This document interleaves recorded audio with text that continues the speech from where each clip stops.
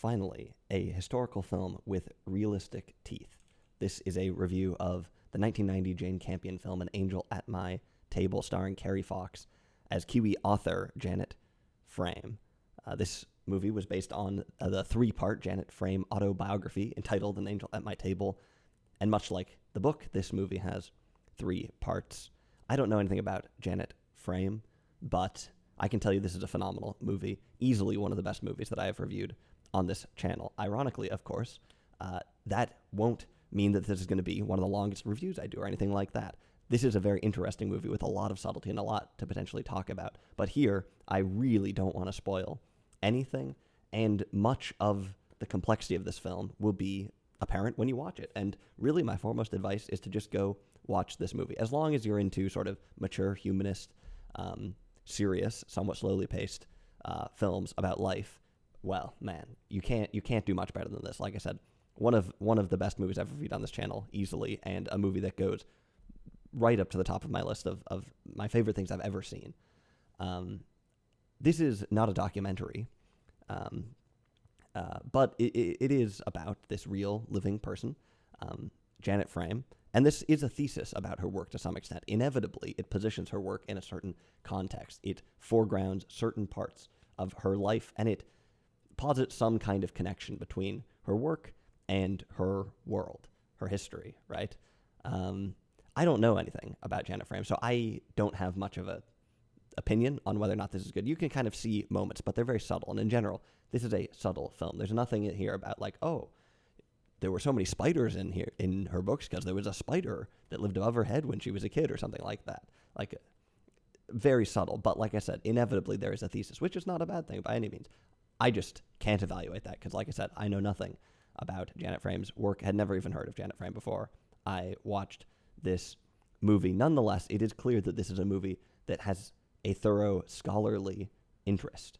Who knows? Maybe some big Frame fans might disagree, although I think that Frame was fairly involved in the making of this film. She was certainly alive when it was produced.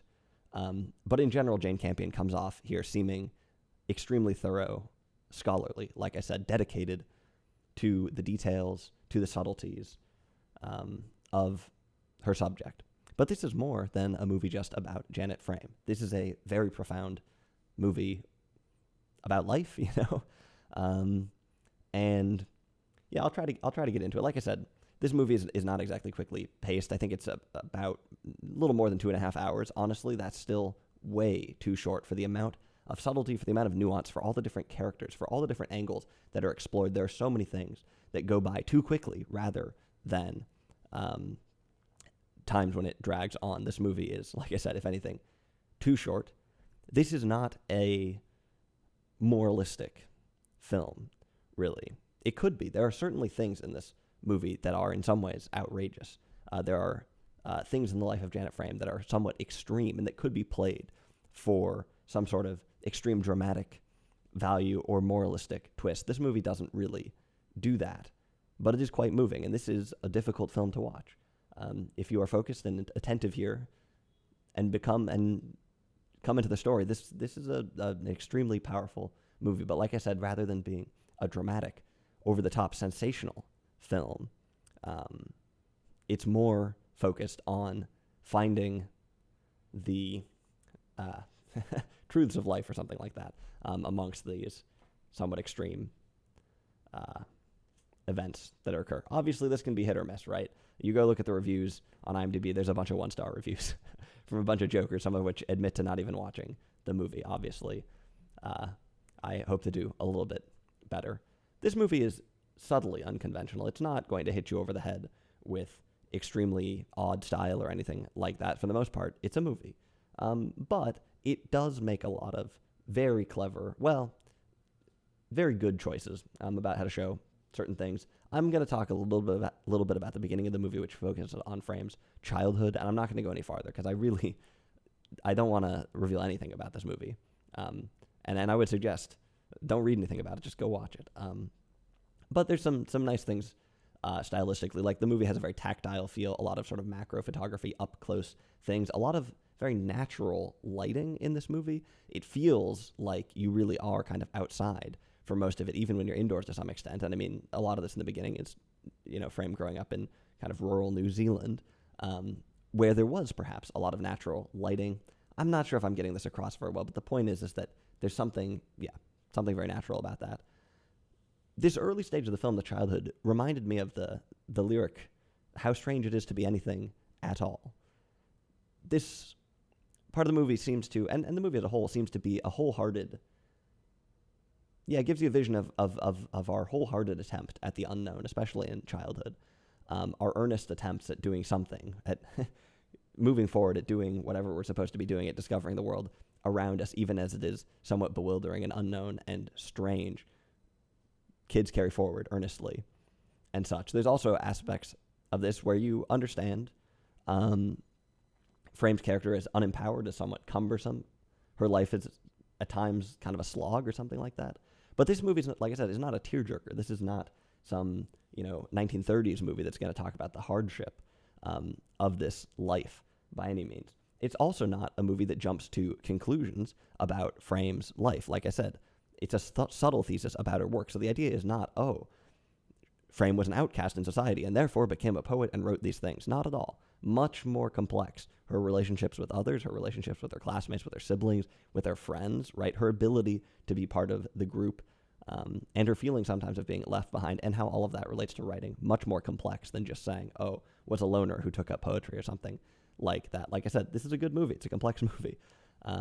This childhood is punctuated by outbursts of male anger, which is a bit of a theme throughout the film. Similarly, death is at the edges of things in childhood and later on, perhaps.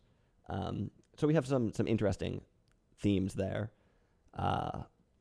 Stylistically, like I said, just some good choices.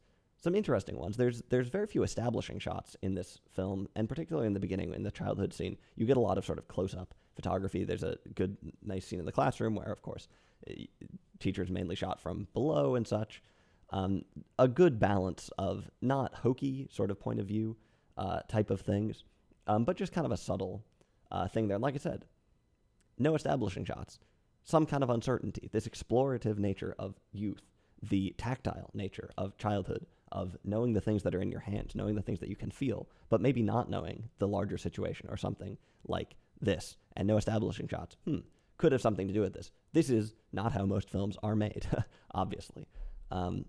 Looking at how wide shots are used throughout the entire movie and how geography is used is very interesting. There are a number of shots throughout the film, I won't really get into it, but where geography, the reveal, not exactly in terms of some mystery, but the positioning of a character in relation to the geographic, which is missing for a lot of the movie, where for a lot of the movie the characters feel maybe isolated, disconnected, alone. You get the idea. There are times where they are positioned in a broader geographic context with maybe a wider shot or something like that. And these are very powerful emotional moments usually. So selective, the use of the wide shot and such. But like I said, it's a good movie. There's very little music throughout most of the movie, and in the beginning too. It seems to some degree like we are in the realm of memory. And in general, some of the style of this reminds me of the film I reviewed recently on this channel, Distant Voices, Still Lives. That is a much more sort of extreme example of some of these things, of the sort of the memory type film. This movie is kind of like taking that and crossing it with the film Girlfriends, which I also reviewed somewhat recently. When you watch this early section of the film, you wonder about connections between early childhood and later life. And I mentioned some of these already. I mentioned that the film doesn't get tempted by easy answers, doesn't get tempted by lame narratives about how, traumatic childhood event, causes X, Y, and Z, and such. At the same time, it definitely is a movie about, life and about how things that happen at one time may affect you otherwise, and how about how you are shaped as a person and how your personality is formed and things like that, how you relate to people throughout your entire life. And so there are profound connections, like I said, between early childhood and later life. It's hard to, like I said, I think there's also a thesis here. And Much like I can't evaluate the thesis about Frame's work, I also can't exactly evaluate this thesis about the early life and the rest of life because I don't know much about that, I don't have much perspective on it. But what I can say is that watching this movie will make you wonder about your own life, without a doubt. Will make you wonder about your own influences. And I think maybe would change your perspective on how you see people in later stages of life, too, to some extent. One thing that's interesting about this movie is that it's very specific in some ways. It's about a particular author growing up in, New Zealand, which is not a place that many people live or have much experience with, a while ago as well. And so, yeah, in some ways it's hyper-specific. Also with sort of the tactile nature, with the memory, the memorial nature of this. I mean, it's kind of like as I mentioned with Distant Voices Still Lives, to some extent it is a memoir, very much wrapped up in a certain time and place. On the other hand, in some ways, it's very universal. Like I said, it makes you wonder about your own life. And I think the film strikes a really good balance between those. In fact, a better balance than Distant Voices Still Lives, which to some extent does seem like maybe just slightly hung up in a certain era or something like that. A great movie still. But I think the balance here is maybe a little bit better. Some themes that emerge later in the childhood section are the idea of imitation. Kids imitate stuff, obviously. Ceremony, you see various graduations, plays, things like that. How ceremony punctuates life, how it structures it, and such, and how we relate to that. That's another thing that's in this Distant Voices Still Live, ceremony and memory, the link between those. Of course, fitting in is a big thing, and it's not quite as simple as, like I said, this is not a simple movie about an outsider or something like that. But fitting in is a theme without a doubt. And as these emerge, so does writing. We see early literary influences. We see Frame writing some poetry for a teacher or something like that. Now, like I said, this is not some, hokey origin story where she's a prodigious talent early on or something like that, or where, there's one inciting event that really turns her onto it. But we do see the slow emergence of writing as a significant portion of Frame's life.